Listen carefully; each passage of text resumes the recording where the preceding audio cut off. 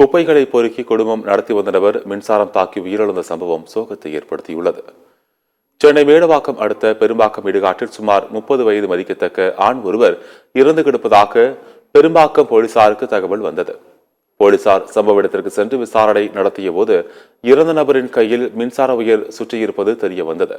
பின்னர் அவருக்கு அருகில் பிளாஸ்டிக் சாக்குப்பை ஒன்றும் கிடந்தது.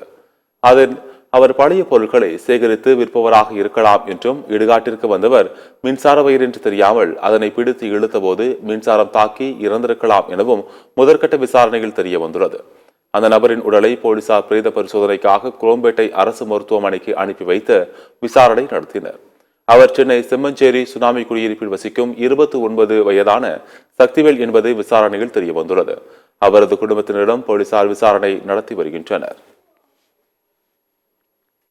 அந்த பிளாஸ்டிக் பொறுக்கி தான் இந்த பொண்ணையும் அந்த குழந்தையும் காப்பாற்றினான்.